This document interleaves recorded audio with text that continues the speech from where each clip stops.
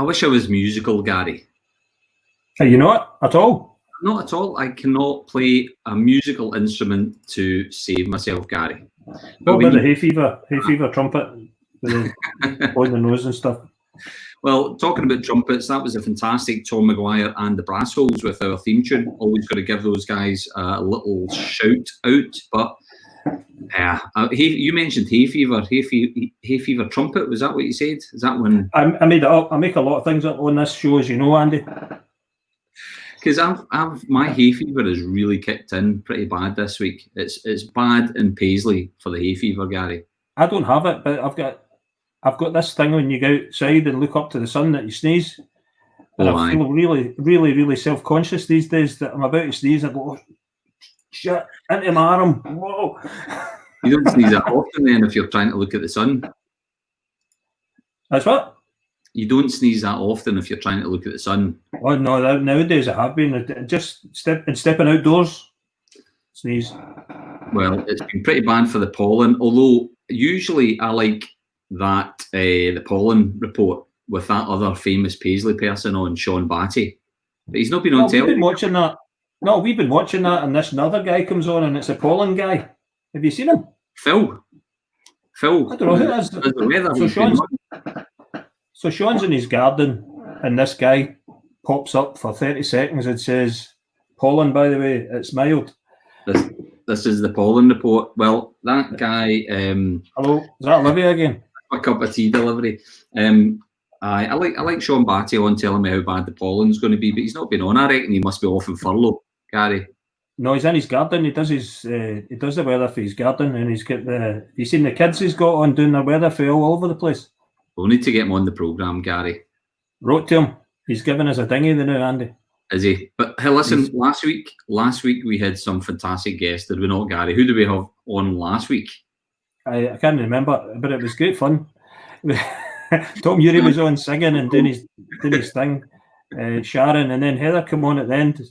Heather reluctantly came on, but then I think she could be a bit of a gab and would come on and have a 15-minute slot, Andy. She in that picture there that I've got on the screen, this was in the after party, the virtual after party that we had in the black and white room, Gary. Heather brought in her turtle, did she not? She came out of her shell. It was good. A good wee chat in the back, wasn't it? It was good, actually. Tom was fantastic. It's great to see so many folk join us on Facebook and YouTube. We get some... My jokes are rubbish, Andy. It's a standard thing. My jokes are crap. You're the only one that laughs at them. I know. Let's just see. I'm sure you're going to get pelters for that on social media tonight, Gary. My crap jokes. Aye, absolutely.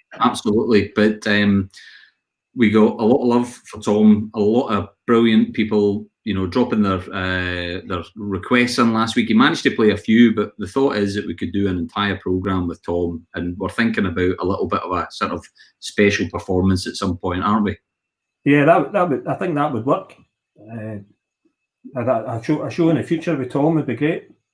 And we've not got a singer tonight because it's a relatively serious chat tonight, and putting a singer in the middle might break it up in the wrong way. But the general plan is we're going to have an interjection in the middle. We want singers, we want magicians. What else is there? Sword swallowers, any sword swallower, painters. So a middle entertainment bit is what the plan is, Andy, I think. We'll get that sorted for a few weeks to come. But tonight's fairly serious. But before we go on to tonight's topic, obviously just a quick reminder to everyone, we're broadcasting live on Facebook. We're on YouTube, which is great to see so many people signing up. And we'll get a few comments coming in already. Evening Troops from Councillor Eddie Devine. He's one of our regulars, isn't he now? Gary? He's a regular now, yeah. And Drew Moyer, talking about middle slot for the entertainment. Drew, come back to his comment. Do you think you could get a tango dance in your living room for our middle slot? A bit of music in the background. Tango dance, that'd be brilliant. Drew, you've the challenge has been set out to you. It'd be great to get yourself on a bit of a tango on the show as the performance interlude in the middle. It would be great. Of course, the point of this whole programme is this is a Paisley community chat show. So the point of the programme is to shine a spotlight on all of the fantastic community activity that's going on within the town. So whether you've got a business, whether you get an organisation, whether you get a community group, whether you work within education, work within council, whatever it is that you do that makes Paisley special, whatever you need help with or anything you want to shine a spotlight on, that's what we're here to do at Paisley Community Chat Show. So if you're keen to come on the programme, keen to comment, we'd be delighted to hear from you as always. I was going to say, Andy, somebody said to me the other day, what are you doing that chat show thing for? What's it all about? You've more or less covered it, but I mean, from my point of view, it is about being positive about the town. It came about through the lockdown period. We think it's going pretty well, and we've had people contacting us, want to be on the show, want to tell their stories, want to shine a light on their particular community and their particular community activity. Yeah. And of course we want to tell stories about businesses, community programs, community initiatives, anything that's going on in the town that's to make it better. Anything that's newsworthy. We want to tell that story. And we'll be slightly cheerier than the Paisley Daily Express can be at times. That's the plan. Well, aye. Is there a point to that? That's the main thing. I guess that's the thrust of it. We want to be covering the good stuff that goes on in the town, not some of the slightly more negative stuff. That's the point. Well, I mentioned Paisley Express, Andy. Now that you mentioned that, we maybe want to get a couple of Paisley Express people on, because it's over 100 years old. There's so many headline stories. There must be some great stories that we could look back on, and we want to not just look forward, but touch back the way. Absolutely. And I wanted to say that today's show and maybe some subsequent shows, no dismissing the COVID situation and the suffering and the sacrifice that people have made during that period, but we want to afford ourselves a little sneak look forward into the future of what Paisley might be post-COVID. Yeah. And tonight's the start of that, Andy. Tonight's absolutely the start of that, Gary. And the thing that we touched on, we did a little bit of a kind of trip down memory lane last week with Tom Newry. He was talking about going into Paisley High Street and shopping for his new shoes for school and stuff like that, and remembering all those old brands and all those names that used to be in the High Street. And, people are awful fond of Paisley. People have got great memories. I suppose the reality is, and we're going to hear from some of our guests later on, that the landscape for retail is changing, and that's having a big impact on what the role and the purpose of town centres. But the good thing is there's a fantastic community out there that wants to see their town centre active. They don't want to see it as a dead zone. They want to see a 24/7 activity going on in the town that people can get involved in, whether it's retail or whether it's leisure, whether it's entertainment, whatever it might be. So it's great to look back at the nostalgia and the good old days, but we're responsible for building the good old days going forward, Gary, are we not?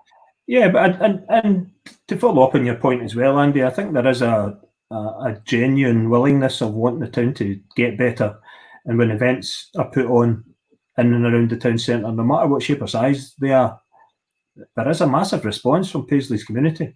Yeah. And there's a way forward there, and I also feel that through the COVID period, people have actually realised how much, if they haven't been spending time in their town, how much they've missed it and how much they want to spend time in it when we all reconnect again. And I've noticed the change. Been driving into the office, it's getting busier.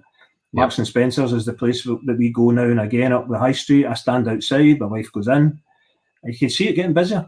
Yeah. So that there's a need, and I think there'll be a demand if we get the town centre right in the next 3, 5, 10, 15 years. Then there's no stopping Paisley. I think it's going to be great again. Yeah, no. Did I just say that? Did I just say the words? Paisley is going to be great again. Let's make. That's Paisley a hat. You can put that hat. We've got news in from Drew.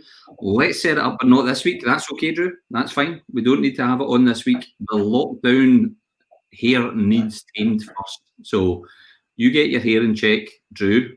Drop us a wee line. We'll be in touch, and we'll get you on the show coming up. So that's going to be something. 2-3 weeks, Drew. We've got slots in the next 2-3 weeks. We've got something coming up next week that maybe we'll not have an entertainer, or maybe we'll have something a wee bit different. But a bit of dancing in the middle would be completely different. If you can plan that 2-3-4 weeks down the road, Drew, you're not expected to have you on, Gary, are you? We'll leave it to the professionals.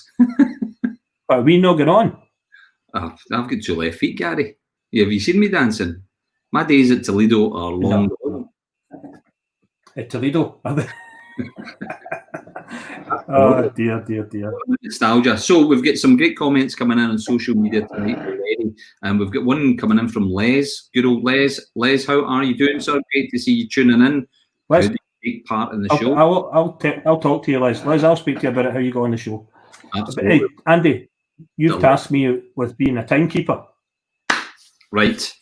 What have we got coming up? Let's move on. Gary. Well, semi-serious. We like to keep the show as light-hearted as possible, but tonight it's a Paisley Town Centre special. We wanted to invite on the organisation. Responsibles might not be the right word, but the club together, and Paisley First are all the traders in the town centre, and the chair of Paisley First is Colette Cardozi. She's going on a wee bit later. We wanted to also expand that subject out to be Scotland-wide, and the Scotland's Towns Partnership are they're responsible for managing the bid process. They're connected all over the place. Our first guest, we're going to talk about all of that and how all that works and how it impacts on our town. I may as well bring them straight on. Andy, first guest, Phil Prentice is the Chief Officer of Scotland's Towns Partnership. Phil, how are you? Phil. Good evening, guys, and thank you very much for inviting me onto your show. It's a pleasure, as Phil. As an adopted body, remember? Yeah, you're live. I feel as if I'm Davina and Big Brother. Phil, please do not swear. That might be difficult, Gary. Might be difficult, but there's a first time for everything. We're all good. We're all good. Phil, listen, welcome. Just in the kind of black and white room, we were having a chat, and we were talking about various people that we knew, and a certain name came up, and he's already posted in. He's tuned in, and here he is, Gary McEwen. Please give Phil my best. We are old friends. Good man. Tell Gary I would like my 10p back for that bumblebee he sold me 25 years ago because it was dead. It suffocated in the matchbox. I want a refund. There you go. There's a story to that one.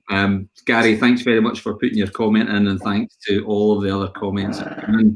Phil, I understand you've got Paisley connections, but that's clearly not a Paisley accent. So if you want to give us a little bit of an overview in your journey to Paisley and your interest in the town, that'd be fantastic, Phil. Okay, well, 1992. I arrived at Gilmore Street and stepped out into County Square. The last post wasn't the Wetherspoons, it was actually a post office. And I seen the billboard saying, Robin Hood has killed me at Marion. There was more policemen on the street than there was in my hometown of Belfast. And I immediately fell in love with Paisley. I felt very much at home. And I spent a large part of my life, my university time, I stayed on in the town. I lived in various parts of it. I adopted St. Mirren as my football club. And I have to say, I still have a lot of affection for Paisley. I think it's a beautiful town. It's full of character. The buildings, the culture, the people, everything about it is scarred onto my memory. It was a big, big part of my life. I love the place. Fantastic. And that's great that it was one of the first places you landed. And I suppose Paisley is looking to reap the benefits of that relationship. And I know we've been a pest and we're on at you all the time. And then a lot of that relationship that we've got is we're asking you for advice. So it's great that you've got that affinity to the town. But your working day in Scotland's Towns Partnership, there'll be a lot of people that's tuning in tonight and tuning in the catch up that don't know anything about that. Can you tell us what that is, Scotland's Towns, and what your role is in all of that? Yeah, well, Scotland's Towns Partnership is an agency that's been formed by Scottish Government to drive forward the regeneration of our towns. And the reason that the government is backing this initiative is that Scotland is a nation of towns. We've got a couple of small cities, Glasgow and Edinburgh, in the European context. Everything else is towns. We are a nation of towns, and towns that invented much of the modern world. If you think about it, from televisions, TVs, the penicillin, bicycles, everything came from Scotland.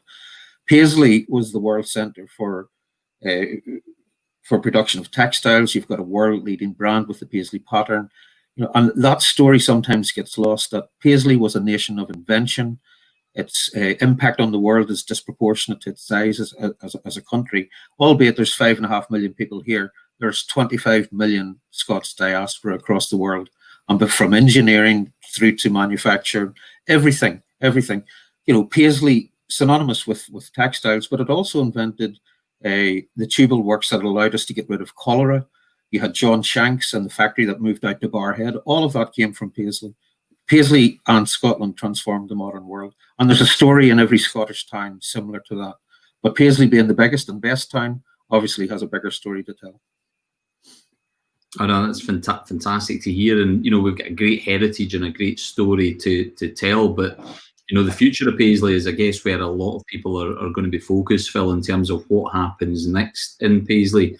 We've already started to think about, what would Paisley look like in 2030. There was a recent piece of work carried out by 360 Architects in partnership with yourselves and Renfrewshire Council and Scottish Government, the Paisley vision for 2030, and some of the pictures looked absolutely, they looked inspiring, they looked motivating, and it'd be great to get your take on where you see Paisley's future going over the next 10 or so years. Okay. Well, I suppose the first thing, obviously, COVID has landed, and mainly, there's been a lot of standstill and issues with that. There's been some real positives. For example, whenever I get on the train now and head up through Port Glasgow, the fact that it's mandatory to wear a mask has been really beneficial, so I don't have to look at people until I get back up to Glasgow. So hopefully they'll make that a permanent fixture. I also noted that your band, the brass holes, after I moved from Paisley down to Greenock, I found there was quite a few brass holes down this neck of the woods. But moving on, let's try and keep it a wee bit more serious. We took Paisley as a blueprint to create what the future town centre would look like. Everybody knows that there's a big behavioural shift from citizens to move online. Even things like banking and gambling, all of that is moving online, and it just seems to creep and creep. So the traditional retail offer in town centres has to change and adapt. We cannot come up with a strategy that's focused on retail. It needs to be much more expansive. We need to think about leisure, about evening economy. Think about Paisley. It's got 4 railway stations. It's got a university. It's got a college. But, 6 o'clock in the high street's dead. There's not a lot of activity. Certainly when I was there in 1992, we went out every night and wrecked the place. I mean, we had the Student Union down on Moss Street. We had bars all over the place, Story Street, Shuttle Street. The place was absolutely jumping. And I don't think it's that difficult to get back to that offer again. The council have been very supportive in this initiative as well. Obviously, you were pipped at the post in terms of your City of Culture bid. I think Paisley's bid was much stronger than Coventry's, but obviously there was politics at play. Do not lose the momentum from that, because there's a story that needs to be continued. And I think, the whole rich tapestry in and around Paisley can be brought to the fore, mainly through the community, working in partnership, all of the people rolling up their sleeves and working together. The one thing I would say about COVID, the little fiefdoms and the politics and I don't like him and I don't like her, a lot of that has just been pushed to the side, and Scottish people have rolled up their sleeves, helped their communities, intervened with vulnerability, started to help feed people. And I think moving through this, we will come up with much more transformative ideas about what a fairer, better, healthier, greener Scotland can look like. Paisley can be at the front of that, because it is our biggest town. It's a jewel in the crown.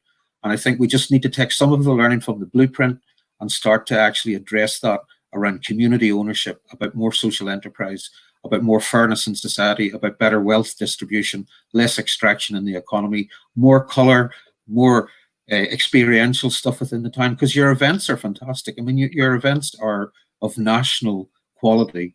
It just needs more of, and the community can only do that working together. Phil, that observation about the community starting to come together and gelling more, and during this period, I mean that has been really noticeable. Do you feel that carrying that through what I would call a pause period, so that using this period of reflection and community coming together, and what I said earlier about having that look forward, that slight look forward, do you think that's going to be to the benefit of our town centre, and what do you think is going to kickstart that new economy? Fairness, the recognition that this has shone a light on how bad our economy was before COVID, how unfair it had become, how extraction was disappearing to places like Panama. You know, we spend more time buying things off Amazon, whereas if you supported your local retailer, you're keeping someone local in a job. You buy it off Amazon, you're giving money to China. No, seriously, we need to completely rethink the way we work our economy. So whenever we build new stuff or demolish old stuff or repurpose, why don't we use local supply chain? You know, up until recently, we're using people like Carillion. You know, that story's dull, it's gone. All you're doing is making shareholders rich. You've got lots of companies in and around Paisley and Renfrewshire who, even working in a cooperative type approach, if they can't do everything, they can pull in various associates and you know, come together with packages. We need to rebuild a Scottish economy that works for Scotland, that keeps expenditure local, that allows that local pound to flip and build community wealth. So I think you've already got a plan. Your plan is about coring up leisure and culture, entertainment and stuff like that, cinema within the town centre. You know you have to repopulate the town centre again, so there needs to be more people living in it, which again brings economic vibrancy. All of that, I would challenge you, needs to be done with local supply chain. You know, that has to be the transformation. If you fix your town centre, people have to travel less. We don't build anything for our elderly population. We build nothing for generation X, Y, Z. We need to rethink housing products. But we're better than the town centre, where you're close to public transport, you're close to all of the amenities. You know, young people don't take driving lessons anymore. They need to be in the heart of the sustainable centre, which is your town centre. Yeah, I think that's really important, and obviously that's kind of one of the key focuses of Paisley Community Trust is, you know, putting community at the heart of regeneration. And I think everything you said, obviously, you know, we've listened to your advice, we've listened to your guidance, we've listened to what's happening nationally, and I guess we've tried to reflect that. And it's great to see, you know, particularly when you look at the last sort of 4 years, 5 years in Paisley, there has been this tremendous momentum, this tremendous sea of change in the town.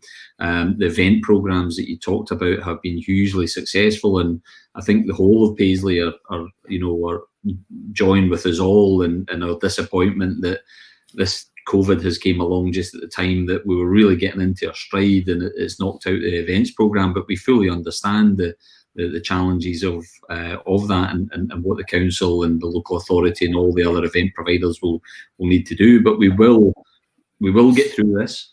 We will come out the other end. There's going to be a huge amount of lessons learned, no doubt about that. I completely agree, because it really has exposed the sort of soft underbelly of reliance on overseas supply chains and so on. But if Paisley can start to kind of re-engineer itself and re-gear itself to be a bit more self-reliant, I think we're, you know, hopefully going to be in a much more protected position going forward. But I think when you look at the stuff that the government is doing in the town centre funding, I mean, Scotland Town Partnerships are kind of at the, you know, cutting edge of some of the grants that are out there. Just some of the clippings here and some of the town centre support that's being used. If you maybe want to talk about some of the recent announcements of the town centre funding plans that are out there, Phil.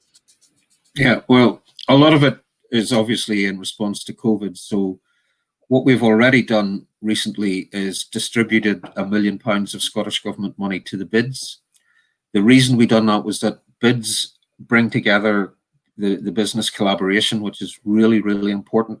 Paisley's got quite a large bid, so there's maybe 500-600 businesses in the heart of the town who are all coming together, co-investing in their own future. So there's already a structure in place. and they can actually take forward some resilience activity. I have to take my hat off to the bids nationally from the islands, the Lerwick and Kirkwall, right down to the borders and everything in between. They have been exceptional. They have got digital platforms. They've created virtual marketplaces, digital high streets. They've dealt with resilience. Sterling Bid has created a PPE supply chain for nursing homes. They've been given advice and support to all their businesses around VAT and tax deferrals, about the business grants. They've just tried to help everybody survive through this crisis, so there's much more to work with when we get out the other end. The next set of funds, which we launched on Monday, is to move us, because tomorrow we are probably going to move from resilience into recovery. So we're going to start to see much more reopening of non-essential, etc. So what we'll see there is that money being deployed to make sure the town centre feels safe. So social distancing infrastructure, hand sanitising stations, street markers, street ambassadors, that's the type of thing that we're trying to encourage now.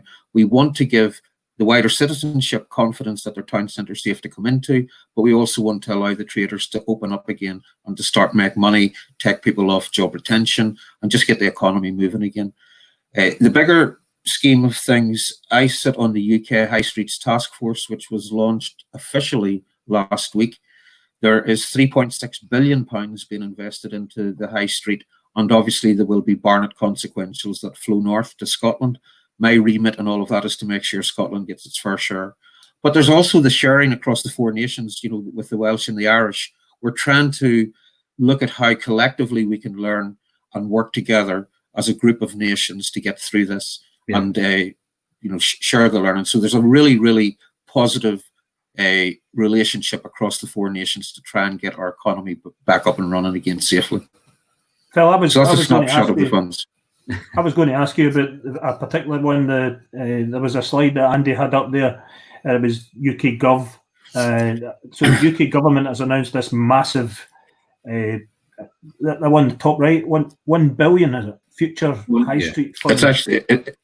It's actually a total of 3.6 billion if you add all the different funds together.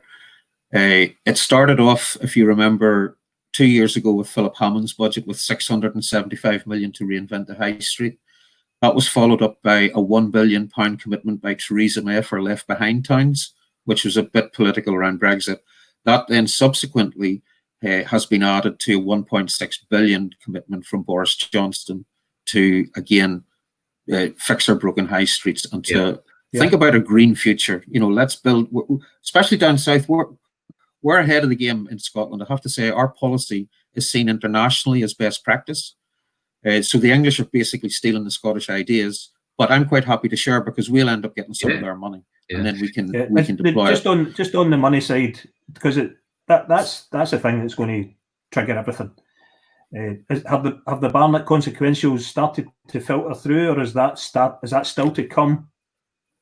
It's still to be worked out, Gary. But I think even the Scottish government have realised that we have neglected town centres for 40 or 50 years. This isn't a quick fix. This is a long, sustained period of decline that didn't just start with the retail story. It started with the way citizens engaged with the population. Nobody lived in the town centre anymore. You moved out to live in a wee box in the edge of town where you didn't know your neighbour. You travelled 50 miles to work. You came home, watched Coronation Street, pulled the curtains. You done the same thing the next day. Whereas in the past, people traditionally lived in the heart of the town centre, bumped into each other. There was a community. We hollowed out our town centres and created a donut effect. So you go to Glasgow. Glasgow is the least densely populated city in Europe. Nobody lives in Glasgow city centre. It's just offices and bars and whatnot. So we need to get people living above the shop again. We need to get people living above those offices. And that sense of dense population will allow us, okay, it'll have to be post-COVID when it's safe, but that will allow us to be more sustainable because we will not be stretching resources and people will be able to live more sustainably. The same story with towns. And if we get the agglomeration effect with this type of approach, scale that up across Scotland's 500 towns, and you've got a much greener, fairer, wealthier economy.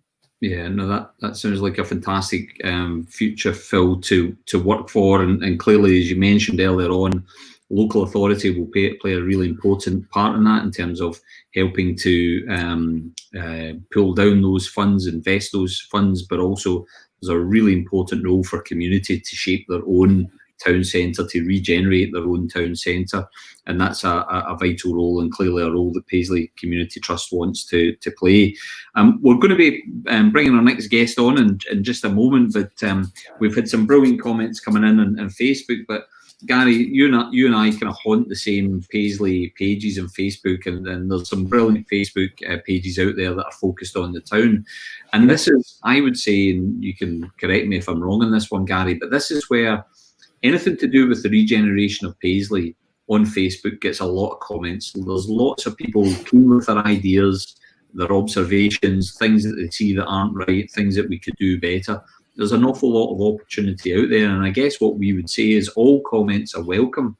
And more importantly, try and get involved. Both myself and Gary are just, two folk from the town. We grew up in Paisley. We chose to stay in the Paisley, and we're volunteering along with the rest of our board who passionately believe in the town. But if you see something in the town going on that you think you can improve, you think you can add to, if you've got a set of skills, if you are in, I don't know, finance or graphic design or event management or whatever, please get involved. It's your town centre, and it's really important that as a community we work together along with the local authority to help and make Paisley a far better place.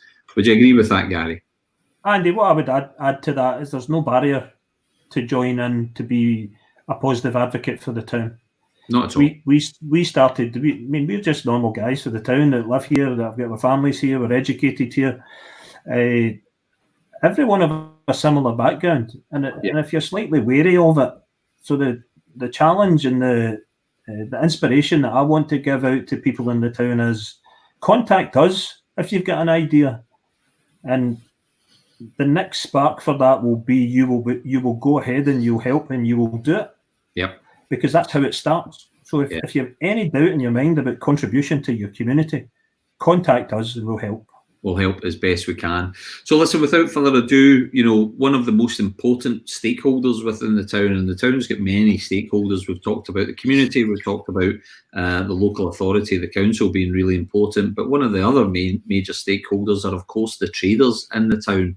And the traders are having a fairly tough time with COVID right now, but Paisley First has been set up and is one of the bids, and we'll hear more about that from the chair of Paisley First, Colette Cardosi. Good evening, Colette. How are you? Very well, thank you, Andy. How are you? Yeah, doing just fantastic. And I guess you know Phil and Gary, so we're all... Yes, hi, gentlemen. Good evening. Welcome to the show, Colette. Thank you. Colette. Thank you, Gary. There's been no singing, Colette, so far, so well, that's we're good. all right. I didn't actually hear anything Phil said, unfortunately. I wasn't privy to it, so... Phil, if I repeat some of the stuff you said, apologies. You can watch back, Colette. It's on catch up. Okay.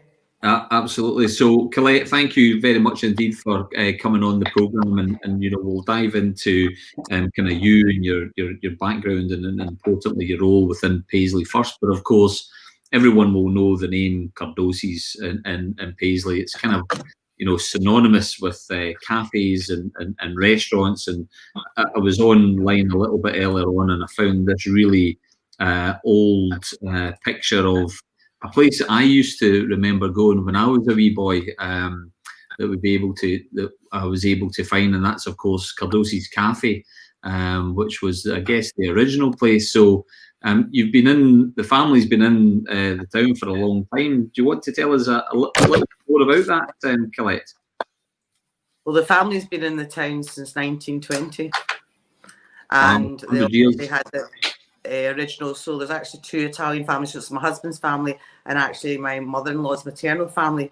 So the Cardosi's Cafe was iconic, and obviously it closed in the 80s due to sadly the loss of my late father-in-law, and the family couldn't take it over because they were too old. The grandparents couldn't continue, so they had to retire. So they retired. So in 2002, my husband and brother-in-law decided to bring back the Cardosi's, and we opened Cardosi's restaurant. They also have their maternal family. They now have the obviously chip shop, Alan Stack Bar, which has been open since 1942. And in 2007, the boys decided to open the Cardosi's Espresso Bar in the High Street. And then we had a sort of we just say an apparition, I don't know. We decided to go all or nothing, and 3 years ago build Pendulum Bar and Grill across from the Abbey, because the family looked at this, the boys, Ricardo and Stefano, looked at this and thought, we need to give something back to our town centre. Once again, because we couldn't bear the fact that building had been sort of left for 10 years. And I know the council did everything in their power to try and get people to invest outside. Nobody was interested, and we just felt, well, do you know, it's our responsibility and our duty to give back to our community. So we put everything, and I mean everything, into that building.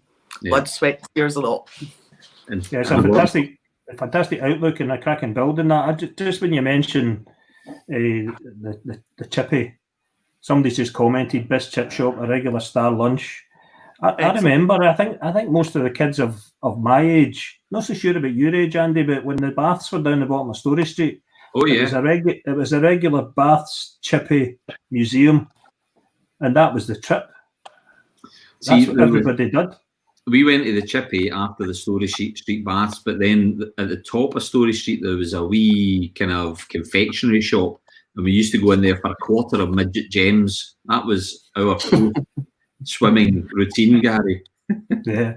So Colette, obviously that business, that your family's embedded in the town and business. Well, yes, my maternal family actually was being embedded in the town as well since 1920, because my grandfather was a potato merchant and he had a business in Seattle Road, and my father has that, and we actually have my brother has a family farm in Shannon, which is Barnhill Boxes, which we do a lot of outdoor stuff, and it's a farm with the fruit and vegetables. So we've all been in sort of self-employed as families, both families, and both families have been in the business. So it was interesting enough when I met my husband, it was my father was a potato merchant, so it was chips, the chip shop, so it's probably quite appropriate that we did. That was a good coming together. Yeah. Yes, it was.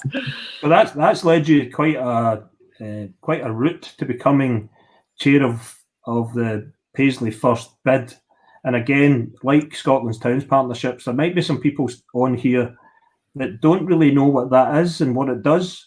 Are you able to explain that to us and just give us a short synopsis of what the Paisley First Bid is and what it's for?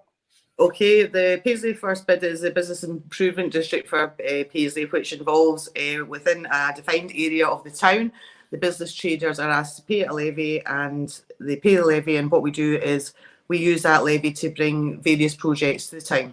So, for example, we started off with our first impressions. So we bought the mural trails, the hanging baskets, the introduction of defibrillators, town centre entry signage.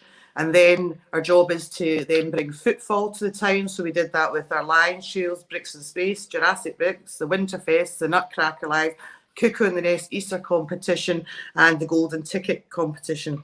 So it was bringing football, and that actually brought an awful amount of visitors, not only from our own community, but across the whole of Scotland and further away. We're also responsible for helping to sponsor. So we sponsor Paisley Music Week. We sponsor some of Smash Shot. We sponsor some of the Spree Community Fringes. And we sponsor some events for the University West of Scotland International Higher Teaching Education projects. And during when the delegates came over, we were responsible for actually giving them tours of the Thomas Coates Memorial, Smash Shot, and the Abbey at the time. We also provide the businesses with assistance with social media, health and safety, food hygiene. And last year we had a very strong vote, and that was to do with what we brought in was called the Free for Three parking, which we were working with the local council to try and bring free parking for 3 hours into the town centre. Yeah. And we deal with refuse and rubbish issues as well. Yeah, that's amazing to hear all that when it's churned out with that. It's an amazing list of things. Absolutely. And Colette, to be very honest, you were moving far too fast for me, because I had some pictures lined up.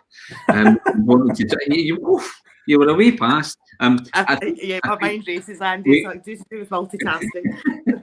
But it's great to hear all that activity that's going on for the town, and I think there's maybe something happens in the town and people maybe don't see or know about the organisation that's behind it. But the Lions had a fantastic, it was a fantastic success by way of bid activity. There was so many Lions dotted around the town. How many in total? And they were all auctioned off for good causes. Is that correct, Colette? Yeah, they were at auction, all for good causes. It's for the two charities, and it was about 20 lions. So it was very generous of the businesses that actually purchased a lion. Yeah. And then we gave all the money to charity. And of course, Paisley has been creating some wonderful wall art. So there's a couple of examples. Obviously, we've got Jerry Rafferty there, and I think we've shown the Spread Your Wings one before. That's a Caroline Gormley. Caroline was on with that the other week. Yeah. So it's great to see the colour coming into our town centre. And of course, that last one that you mentioned there, Colette, which is a free for 3, which I could find some quite difficult to say occasionally. Free for 3, and that's 3 hours of parking in 6 car parks within the town centre. Is that correct, Colette? Yeah, it was. What we were doing was we were doing a pilot scheme, and we were testing it, and we worked with the council. We actually extended the pilot scheme because we wanted to look at maybe rolling it out into other car parks. But obviously, with the COVID-19, that's stopped us at the moment. But it's not something that we're certainly putting on the back burner. When we obviously get back to normal and the town's up and running, it'll something that I'll meet with the council again and we'll see where we are with that. I was going to ask you, Colette, about the whole situation with COVID and almost retail to a dead stop. How's that affected your own businesses and the wider town centre economy? And what do you think is going to be the first thing to happen to make that all open up again? What do you think the impact needs to be? What do we need to do? Well, firstly, for my own businesses are closed apart from my chip shop takeaway. And the people can collect, but also I do deliveries at night. But the deliveries at night were actually mostly for the elderly in our community, the ones that were shielding that possibly wanted it. And unfortunately, it's been very sad to deliver because they've struggled. They have been the mental health issues I've seen, and it's a lifeline to them. And as I got to know people and things, I've actually had to issue the end of life prayers to people, which was on quite a few occasions, delivered up to the hospital to Ward 5 and Ward 7 to our elderly, delivered to some of the care homes, also delivered to people that had their birthday but their daughters weren't for 79th birthday.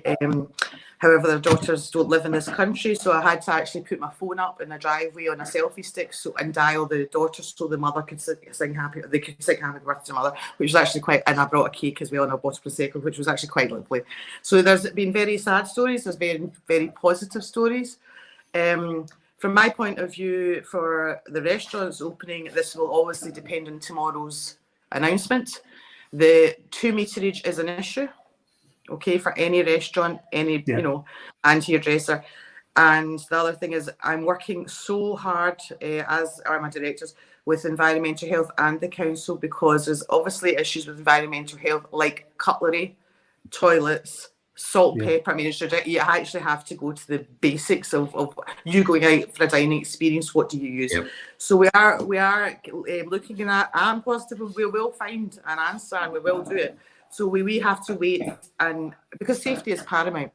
But from a bid point of view, Paisley First, our role has changed slightly, and now we are the communication portal, not only for the businesses in Paisley, but in Renfrewshire. The amount of calls I've had, I'm a bid manager, my hardworking bid manager, Natalie McShane, and some of my directors have had calls, and all of my directors have been working hard. So what our job was to then provide the information to the levy payers, because the minefield of information, as you know, that the government came out was like, really just, it was quite hard going. So our job was to break it down for each levy payers, like whether it was hospitality, whether it was retail. So that's what we did. And we were, thank you to the Bid Resilience Fund and Scottish Government, we were able to buy some starter kits to help the businesses reopen.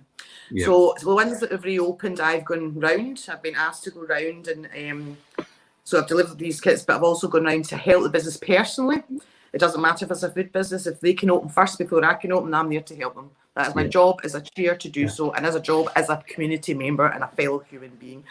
The other thing you've got to be mindful of is that the town centres are the heartbeat of the community, and I want the community to see that we are very positive as businesses, because during that, not only did I stay open, but obviously Phelps the Butchers did, for example, Bianco Nero, Gillian Greengrocers and M&S, and also all our pharmacies. So they stayed open, and it showed that we have the innovation, we have the experience as a business community to take our time through. And the greatest advantage of our town, in my opinion, is the fact it's fresh air, it's wide open, and there's lots of space. So it's actually very safe. Compared to going to a shopping centre. So that, to be honest, is to our advantage. So now our job is, closely we work well with the council, is to use everything we can, the resources that we actually have, whether it's buildings, whatever it is, and to, I've asked for the High Street possibly to be zoned slightly, just with tape and stuff, so everyone knows what they're doing, so they all feel comfortable. Because the worry is, you look at surveys and people are saying they're worried about going out. We need to make our elderly safe. We need to make our young people safe, and they will come out. If they feel safe, they will come out and shop. Because as soon as some of the businesses open, you saw, the trade was slightly slower, but it is picking up. So what we do is we use any experience, as you said earlier, Gary, it's the experience of our community that we require, because we're not, I've got 2 degrees, one's in business and one's in actually tourism. Restaurant to hospitality isn't actually a degree, but obviously I learned the trade. We've also got a fabulous scheme coming up, which is Love Paisley, Love Local. And this is to encourage all the community to come out. Now, you were saying the trails, we lost a lot of the trails. Well, we actually are coming up with a digital trail. We will not fail you as a bid. We've got a digital trail, which I think when we release this, the community will love it. We've also planned our trails for next year. And my job is also as chair, my main priority as chair is to keep Paisley First afloat. But also, I felt that we shouldn't, and we made the decision as a bid not to bill our levy payers for as long as we could for this year. And so we sit and look at the figures daily, weekly, hourly, even. So my first job was to hold, and my second job was to get any grants, and any grants we get, we use to bring these projects to continue to deliver. One question I want to bring Phil on in this one, and it was a question that hopefully it appears on the screen. It was quite a large bit of text. It's covered you up slightly, but it is a good point, and this point has been kind of brought up as a kind of ongoing kind of theme within Paisley, and that's ultimately buildings or shops or units that lie empty. And what powers do we have? What can we do to get those shops back open again, Phil? It's a difficult one, Andy. It's a very complex one as well. I think one of the biggest impasses we faced in the town centre is multiplicity of ownership. The fact that so much of our property is owned by massive absentee pension funds, overseas institutions, investors, but there's also large parts that are owned by families, etc.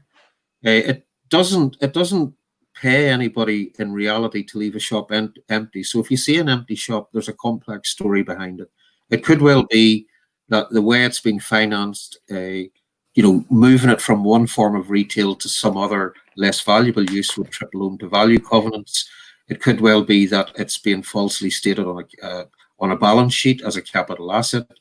But I think you have to set that aside and fight back against that by saying to communities and to local government, and by giving local government the resources, right guys, compulsory purchase, compulsory sale, let's give local government more power and more resource to buy these things up, because I don't care what the backstory is, if it's damaging the community, it shouldn't be allowed to damage the community, and someone should be able to step in and buy that up, even if it's just at rock bottom value, to repurpose it and make it work for the community. I've heard too many sob stories from banks and institutions. I'm not interested anymore. Reclaim that stuff back and use it for the community. That's fair. That's a fair input, Phil, and that's great to hear that backing is coming from you guys. And again, my job, Andy, time's marching on. I wanted to finish on a really positive note about how the community can impact and help the town centre. Phil, Colette, I know the shop local thing has been there for some time. You mentioned something there, Colette, about that. We want to get behind that. Can you tell us a bit more behind that, a bit more about that, and how we can get behind that when it comes out? Well, we'll obviously contact to advertise it, but it's just encouraging the public to love Paisley, shop local, love Paisley. So there'll be different branded things around the shops to encourage you, and obviously get the businesses. We'll go into the businesses to participate in what they would like to, they might do social media videos. So what they would do is we've asked them, call the business forward if they want to do a marketing video to welcome their customers back primarily, but also to see, because some of the businesses have done their business up, or they've changed their business module slightly, which they've had to, which is absolutely fine. But it's also taught us, this is not as dreadful as COVID is. It's taken that possibly for all of us to look as a business about our strategy, because sometimes you get a bit kind of stuck in the sand and you are scared to move forward and you think, oh, that's not for me. So there has been a slight positive, if you can possibly say that, but it is because then we changed our business model and they've taken giant leaps of faith, some of the businesses, on trying new things. So this was really, then we want to see love Paisley, love local, and for the community to see it. So if the businesses want to send a wee video in, the levy payers of they've changed shop or whatever they want to put in it, like a wee 30-second clip, we'll put that all through social media for them and gets the community to see what's out there. Because sometimes, to be fair, Gary and Andy, the community don't actually know what shops are in Paisley. Mm-hmm. And I have to be sure about that, right? So I can bet you, it's very rare if everyone could name what was available. Yeah. So, that's fine. When do we expect that campaign to start? That we started. We're able to come back out. It's pretty much because my bid manager Natalie, she's working remotely. She's in the house, obviously. I'm working day to day with her. I can go into the office now. But yeah, it'll be pretty soon. Yeah, fantastic. Well, we'll get behind that, Colette. We definitely will. And the 3 for 3, definitely a big success. And I think coming with local knowledge, I know the car parks in the town, so you know where to duke in and around. But 3 for 3 gives others an opportunity to find a space and park in the town. And the after 10 o'clock thing was quite important. And it was to stop the commuters. What we were seeing, Gary, I know there was an issue about Saturdays. Why did we have the charge on Saturday? But the issue with the Saturdays we're sort of looking at, the Saturdays was that if you looked at it, was people were coming and parking their car and going to Glasgow all day. Yeah. So they were blocking people coming. So that's why the Saturday thing was, we had to look at that. And we made it after 10 o'clock because we didn't want just the business. But the point is, it's for people to come in and shop, go to the banks, whatever, go for it, but spend a few hours. So they could go to the bank, then come and have a cup of tea, or go to the wee shop. Go, that's a nice wee shop, and go in and buy. So that's the whole purpose of it. I'd like to. I was going to say, Andy, let's close on that nice comment from Teresa. I've saved a few bob during lockdown with the closure of cinemas, theatres, UBs with a P, silent P there for the UBs, and restaurants. I intend to spend it all supporting local businesses in Paisley. Let's get behind that message, and that's a fantastic message, Colette. Phil, thank you. Shop local, love Paisley. Really appreciate you coming on the show this evening. Thanks for the positive messages. We'll all get behind you. That's what the community is here to do. So we're all behind everything that you're doing. So much appreciated. Stay in the black and white room, and we'll be with you shortly. Thanks again. Cheers. So a very positive note to finish on from Teresa, who's going to single-handedly regenerate the economy in Paisley. Isn't that fantastic? No pressure, Teresa. Teresa's out in all the UBs. But it was really good to hear from Phil. Phil's obviously got that very broad perspective across Scotland, and it was really encouraging to hear his view on Paisley and where we sit within Scotland as a town. And we are the biggest and bursting with pride, and it's only important that we continue to put our shoulder to the wheel and do whatever we can to help regenerate the town. And clearly, from Colette's point of view, from Bid's point of view, really helping those local traders with the support that they're doing. So 2 fantastic guests, Gary. Andy, I'll say it again, every week the guests come on and they're all very passionate about telling their story and their slant on where they've came from and how they feel about their town, and even Phil. I feel we're really lucky to have Phil at the head of Scotland's Towns Partnership because of his journey and his affinity to the town. And you can see that the passion that Colette brings to her job as bidder Paisley First. So we're really fortunate. I think if we had those interviews maybe 9 weeks ago, there would be a slightly different tone. Yep.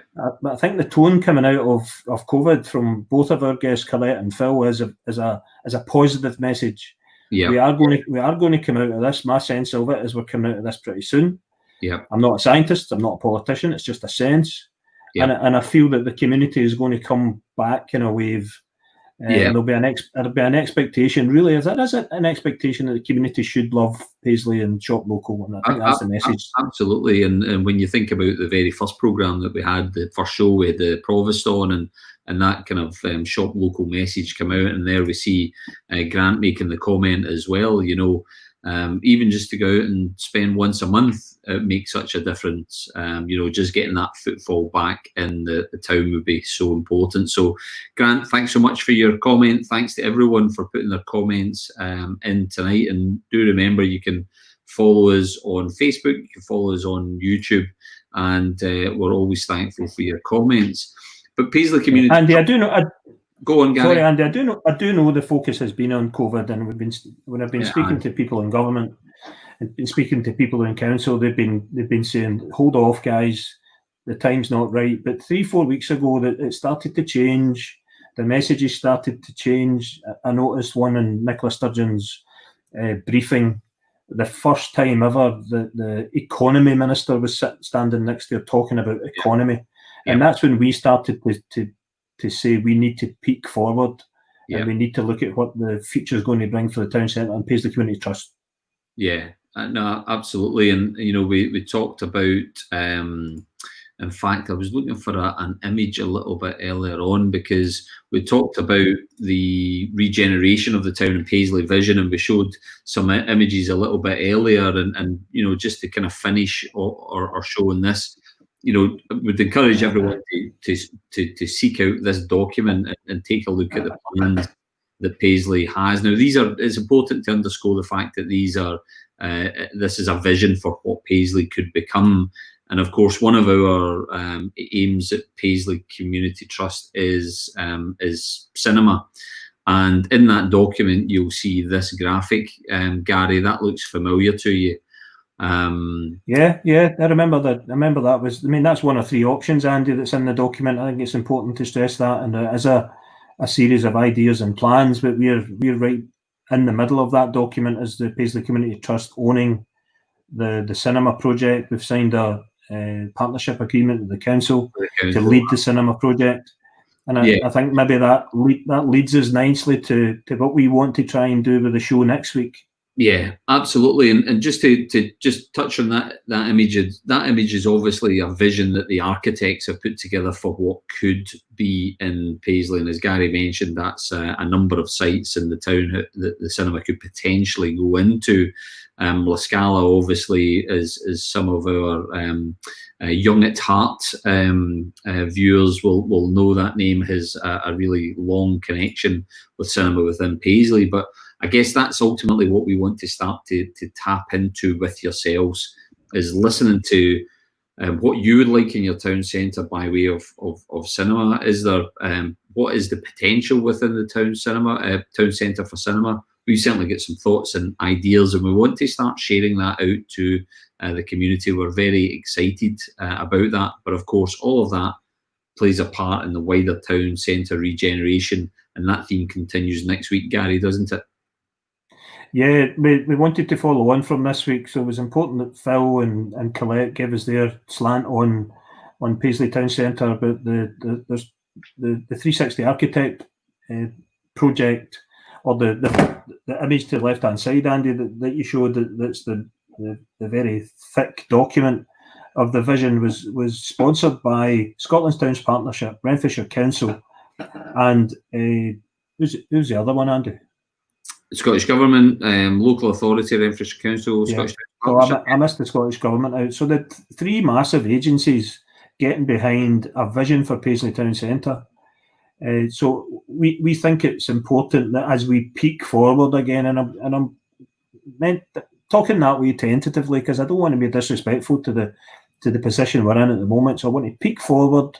We think we're looking 18 months, 3 years, and we want to take you through the Paisley Vision document, talk about some of the key themes, look at some of the key images, and invite on 2 really key people related to that document. So the organisation that wrote that, 360 Architects, the managing director of that organisation, a guy called Alan Anthony, he's a Paisley guy. He's really passionate about the document and the work that they've done. So we're inviting Alan on. Alan's going to come on next week to speak about it. And the Renfrewshire Council officer responsible for regeneration, not just for Paisley Town Centre, but Renfrewshire, Alistair Morrison, is going to come on. So the 4 of us are going to have a really interesting, insightful discussion about that document, and we want to try and sneak out. I know we've got some work that we've done, Andy. Yeah. We want to sneak out some of the work that we've done. Yeah, no, absolutely. So next week is going to be a fantastic programme. Thank you to everyone that's joined in this evening. Again, lots of brilliant comments on Facebook. Please do follow us on Facebook, and please do also follow us on YouTube. It's really important that we spread the message of what we're trying to do. And it's only by that greater piece of communication and community collaboration that we will be able to hopefully regenerate the town to what everyone wants. And as I said earlier on, it's always the most active threads in Paisley. What can we do about Paisley? This is a problem. How can we fix it? So we really want your community input next week. So please do. Andy, yeah, go on. Andy, before we go on. I've had the private message. All right. Phil wants back on. Phil wants back on. Oh, right. He wants back on. Let me get Phil back on. Phil, what's going on? I just want to finish by saying Paisley's not about bricks and mortar. Paisley's about Clare. That's a story about people. And you know what? See, moving forward, you don't need to look to the big man to come and fix it. You guys can fix your town centre by supporting those businesses and shopping local and going in and rewarding Clare and all of those heroes that have helped you through the crisis. That story in itself, to me, sums up Paisley better than anything. That's what we'll do, Phil. I like the change of costume. A wide range. One of those. Well, listen, Phil, we'll join you just in a second. So get off. I've chucked them out. What a brilliant note. Phil is a legend. He would have gave us a song. I bet you we would have got a middle bit out of him, Andy, and would have got a song at him. We should have done that as well. But Gary, we're out of time. We're out of time. We're out of touch. We're out of time. Always a song in there, Andy. This way. Which way are we pointing? Does it matter? Yeah. So it's good night from him. And it's good night from me. Is that the right way?